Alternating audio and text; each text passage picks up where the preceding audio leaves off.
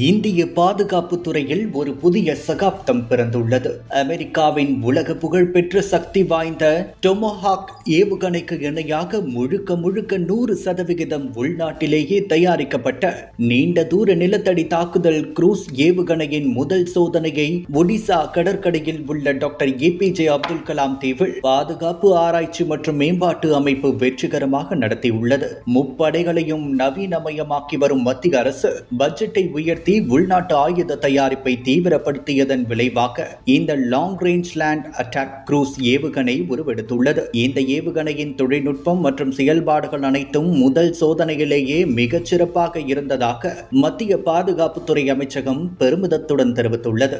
ராணுவ ரகசியம் காக்கப்பட்டு வந்தாலும் இந்த ஏவுகணை நிர்பை திட்டத்தின் மேம்படுத்தப்பட்ட வடிவம் என்பதும் பெங்களூருவின் ஏரோநாட்டிக்கல் டெவலப்மெண்ட் எஸ்டாப்ளிஷ்மெண்ட் மூலம் வடிவமைக்கப்பட்டது என்பதும் தெரிய வந்துள்ளது. இன்னும் 2 ஆண்டுகள் சில கூடுதல் சோதனைகளுக்கு பிறகு இது அதிகாரப்பூர்வமாக ராணுவத்தில் சேர்க்கப்படும். இந்த ஏவுகணையின் வருகை சீனா மற்றும் பாகிஸ்தான் ஆகிய அண்டை நாடுகளுக்கு சிம்ம சொப்பனமாக மாறியுள்ளது. சுமார் 1000 முதல் 1500 கிலோமீட்டர் வரையிலான இலக்குகளை துல்லியமாக தாக்கும் திறன் கொண்ட இந்த ஏவுகணை மூலம் இந்தியாவின் எல்லை பகுதியில் இருந்து கொண்டே பாகிஸ்தானின் இஸ்லாமாபாத், ராவல்பிண்டியில் உள்ள ராணுவ தலைமையகம், லாகூர், பைசலாபாத் மற்றும் அதன் பொருளாதார மையமான கராச்சி கடற்படை தளம் வரை துவம்சம் செய்ய முடியும். அதேபோல் எல்லை கட்டுப்பாட்டு கோட்டுக்கு அருகில் இதை நிலைநிறுத்தினால் சீனாவின் மேற்கு மற்றும் மத்திய பகுதிகளில் உள்ள முக்கிய ராணுவ மையங்களான லாசா, செங்டு, உரும்கி மற்றும் குன்மிங் போன்ற நகரங்களை எளிதாக குறிவைத்து அழிக்க முடியும். இந்த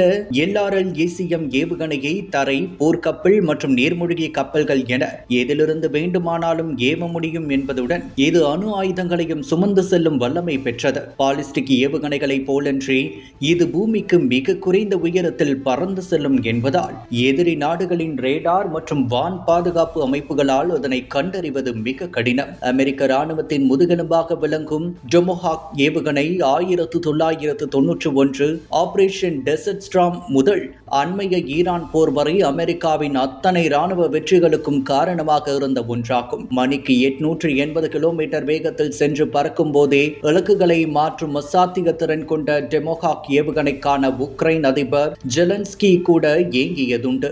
அப்படிப்பட்ட உலகத்தரம் வாய்ந்த ஆயுதத்திற்கு நிகராக இந்தியாவின் கைக்கு வந்துள்ள இந்த LRL-CM ஏவுகணை இந்தியாவின் பாதுகாப்பு பலத்தை பல மடங்கு உயர்த்தியுள்ளது. இனி இந்திய எல்லையில் சீனாவுக்கோ பாகிஸ்தானுக்கோ வாலாட்ட தைரியம் இருக்காது என்பது மட்டும் உறுதி.